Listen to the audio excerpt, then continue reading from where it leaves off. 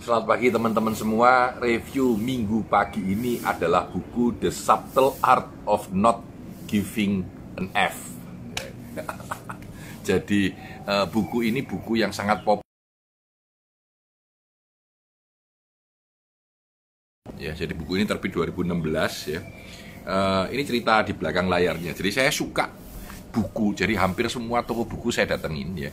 Dan pertama kali saya lihat buku ini judulnya merah aneh, saya lihat, nggak terlalu lah, saya taruh lagi ya. Saya nggak beli, terus saya jalan tiap kali ke toko buku, tiap kali kelihatan buku ini, sebel nggak?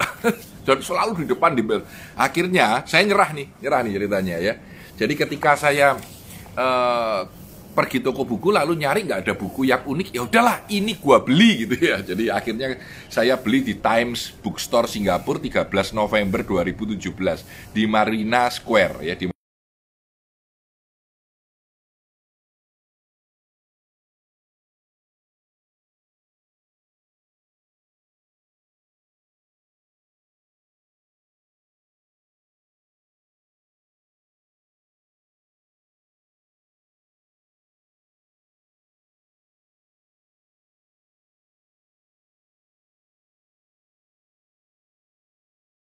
banyak perhatian, lalu kita ingin mencari solusi terhadap diri kita sendiri ya. Jadi kalau diterjemahkan apa nih terjemahannya ya? Buat teman-teman yang melihat review buku saya ini nanti di IGTV boleh menulis sebenarnya kira-kira maknanya apa penerjemahan kalimat ini ya. The Subtle Art of Not Giving a Fuck ya. Jadi intinya adalah gak usah terlalu pedulian lah gitu. Sebodoh lah gitu ya, kalau dalam bahasa pendek terserah kamu lah gitu ya. Jadi nggak usah terlalu perhatian terhadap kehidupan ini. Oke, saya baca yang menarik ya. Yang pertama dia bilang don't try gitu, don't try. Dan dia cerita bahwa kalau Anda selalu mencoba ini, mencoba itu, lalu berusaha berharap dengan apa harapan orang, udahlah nggak usah peduli lah ya. Buat apa peduli? Apa yang kamu suka lakukan, yang nggak suka ya udah gitu. Jadi buku ini ditulis dalam bahasa conversation yang cukup menarik ya. Bahkan dia bilang bahwa happiness is a problem. Kenapa? Karena orang mengejar happiness. Anda bisa bayangkan ya. Jadi kalimatnya dia adalah the feedback loop from hell. Jadi kalau Anda berharap, waduh aku kepingin kurus gitu ya, lalu Anda berusaha menguruskan diri, lalu diet, makan, diukurin semua ya, terus sudah kurus pun masih nggak terima, harus olahraga, Anda nggak terima terus gitu ya. Selalu begitu. Orang kepingin kaya, waduh aku kepingin kaya. Ini gambarannya seperti kalau Anda misalkan, saya dulu sering pakai cerita ya, kalau Anda suka makan di restoran ya, katakanlah ada makanan super enak, wah Anda beli makanan itu enak ya, lalu besoknya makan yang sama lagi, bosen habis itu. Ya. Jadi kita bosan. Jadi kita harus tahu kapan mengejar dan kapan tidak usah mengejar gitu. Dia bilang bahwa feedback loop from hell. Jadi kalau kita menginginkan sesuatu terus pengen kaya, punya mobil satu, pengen punya mobil dua, pengen punya rumah, pengen punya kekayaan lebih lagi, lama-lama juga kita bosan gitu dan kita bahkan kelelahan dan tidak bisa menikmati hal.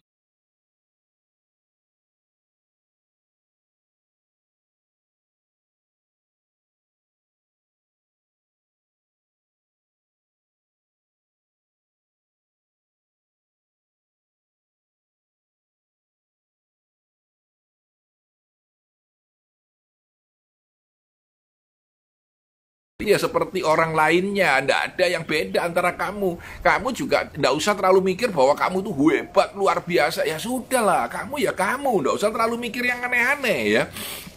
Ya, jangan menjadi extraordinary, jangan menjadi orang mau, aku mau hebat banyak, aku mau hebat gitu ya. Dia bilang, nggak usah, dia bilang you are not special.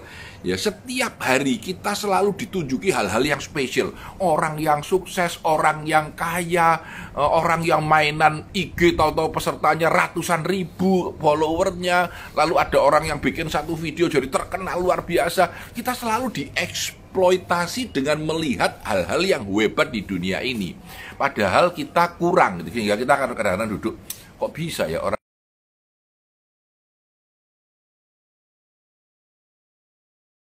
ke IG, mereka yang gagal tidak, padahal mungkin dari 1000 orang yang sukses cuma satu gitu. Jadi nggak usah terlalu peduli lah. Kamu juga tidak spesial, mereka juga sebenarnya tidak spesial. Nah, buku ini lucu, dia bilang bahwa the value of suffering. Jadi orang yang menderita, orang yang sengsara, itu punya nilai lebih. Jadi kalau Anda sengsara luar biasa di dalam satu hal, Anda mengejar luar biasa di dalam satu hal.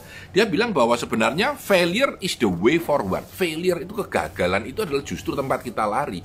Ketika kita mengalami kegagalan, kita berusaha lagi, ya. Kita berusaha lagi. Di mana kita mempunyai kekuatan kembali karena kegagalan membawa kita menuju kepada hal yang lebih baik, gitu. Kita menuju pada hal yang lebih baik dari kegagalan itu, ya. Jadi kamu tidak spesial gitu. Kamu itu ya biasa seperti orang lain, ya. Dan dia bilang bahwa suffering itu punya value yang luar biasa. Ya, suffering itu punya value yang luar biasa. Nah, chapter 5 ini bilang you are always choosing. Kamu selalu memilih. Sebenarnya hidup ini pilihan, dia bilang, ya. Kamu mau milih apa gitu. Mana yang kamu pilih, kegagalan mana yang kamu pilih, ya. Itu yang kamu pilih. Dia bilang begini, ya. Banyak orang yang bisa kamu salahkan. Kenapa kamu gagal? Kenapa kamu tidak bahagia? Kenapa kamu tidak berhasil dalam bisnismu? Tetapi hanya satu orang, ya, yang responsibel, yaitu dirimu sendiri. Karena kamu memilih. Metrik suksesmu dan metrik bahagiamu itu kamu yang memilih sendiri. Tidak ada orang lain yang bisa memilih, ya. Jadi kamu sendiri yang memilih. Ya, itu hakmu. Dan itu kewajibanmu. Dan itu adalah rewardmu. Apa yang kamu pilih itu, ya. Dia bilang you are always choosing. Dan yang menarik adalah dia bilang bahwa the importance of saying no. Kepentingan kita untuk mengatakan tidak, ya. Untuk mengatakan tidak. Jadi jangan terlalu mau semuanya oke gitu, ya. Jangan sungkan sama temenmu diajak meeting, padahal aku nggak perlu sama dia loh, dan aku sedang sibuk loh. Tapi karena sungkan nggak enak, ya sudah pak gitu, ya sudah pak. Nah ini problem menurut saya. Jadi kita harus sedikit cuek, ya. Ini sebetulnya generasi baru sangat resonans dengan ini. Dia bilang kita itu tidak usah terlalu perhatian sama orang lah, kita sedikit tidak peduli lah, ya. Kita akan biarkan aja gitu, ya. Dan menurut dia, ya ini kehidupan kita gitu, ya. Pilihan akan kegagalan, pilihan akan kesengsaraan, pilihan akan yang kita pilih, yaitu diri kita, yaitu yang kita kejar, dan itu yang kita harapkan, ya. Dan ya situ arah saya gitu, ya. Itu kehidupan saya, yaitu yang harus saya kejar. Jadi jangan terlalu peduli orang lain, ya. Dan jangan terlalu memikir kenapa orang itu bagus di sini, kenapa orang itu hebat di sini. Saya kan baru, nggak usah peduli. Ya pokoknya mau jalankan aja. Dan Anda tidak spesial, Anda tidak spesial, ya. Di buku ini dia cerita tentang Charles Bukowski. Seorang penulis yang gagal, seorang yang kehidupannya hancur, seorang yang bekerja di kantor pos, 30 tahun dia gagal, ya. Kehidupannya hancur. Sampai terakhir, sampai sudah 30 tahun, baru ada seorang yang mau menerbitkan bukunya, dan sejak itu dia jadi bintang yang luar biasa hebatnya, penulis yang top sekali, ya. Tetapi yang menarik sebenarnya dia bilang di kuburannya ditulis, don't try, jangan nyoba katanya. Buat apa, ya? Justru dia tidak terima terus dengan kegagalannya sampai 30 tahun, dan pada akhirnya dia bilang bahwa aku nerima kegagalanku, ya.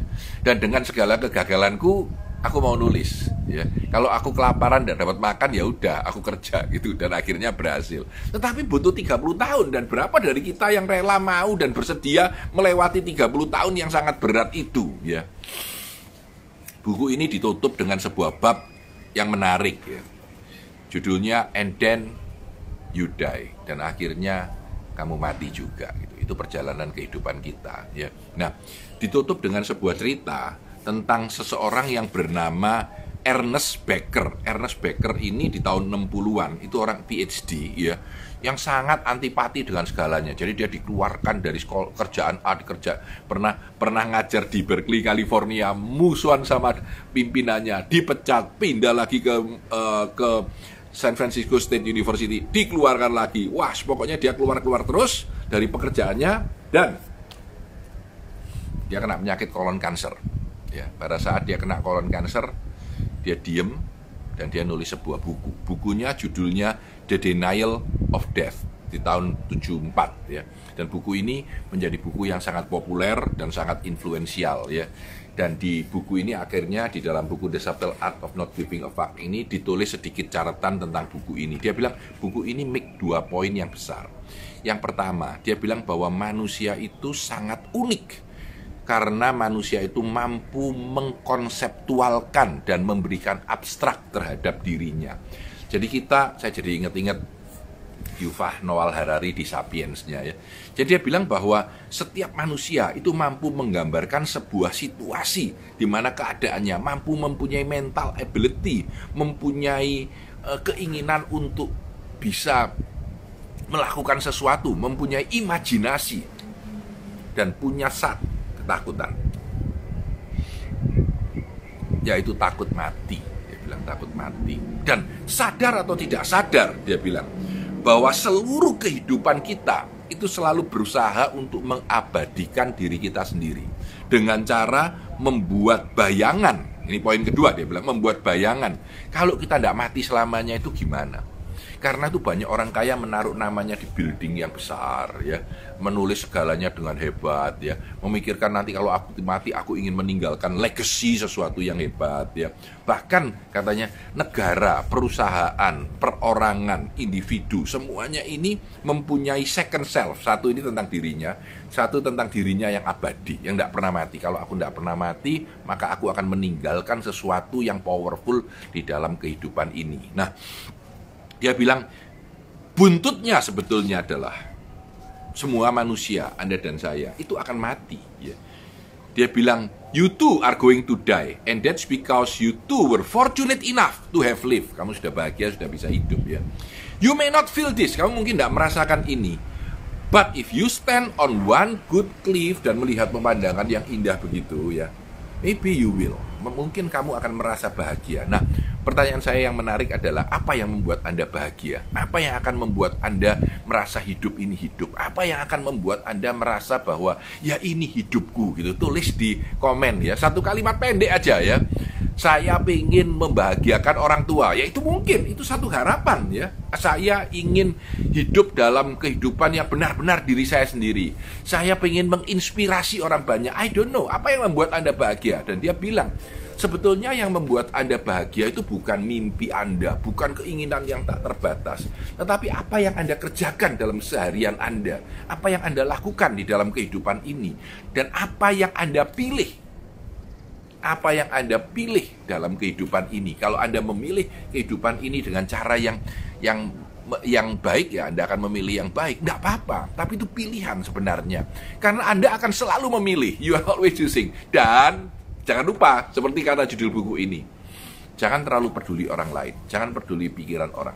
Sudahlah, biarkan mereka lah. Yang penting saya melakukan apa yang saya suka dan apa yang saya lakukan dengan baik. Saya tahu bahwa akan ada suffering, dan saya memilih untuk memilih suffering yang mana untuk kita pilih, untuk membuat kita menjadi manusia yang lebih baik. By the way, kalau Anda tidak keberatan, pergi ke Business Wisdom Institute. Itu adalah IG dari company kami, Business Wisdom Institute ya. Anda pergi ke sana karena sebentar lagi saya akan mereview buku yang sama dalam bahasa Inggris, Ini juga latihan saya untuk membaca dalam bahasa Inggris, berbicara dalam bahasa Inggris walaupun sering berkelepotan ya. Sudah ada 3 atau 4. Dulu awalnya di review buku ini saya pakai bahasa Indonesia, bahasa Inggris, tapi saya pikir nggak enak juga. Jadi saya akan mereview buku dalam bahasa Inggris, kadang-kadang buku yang sama, kadang-kadang buku yang lama di dalam IG-nya Business Wisdom Institute. Business Wisdom Institute. Saya kira itu saja. Terima kasih.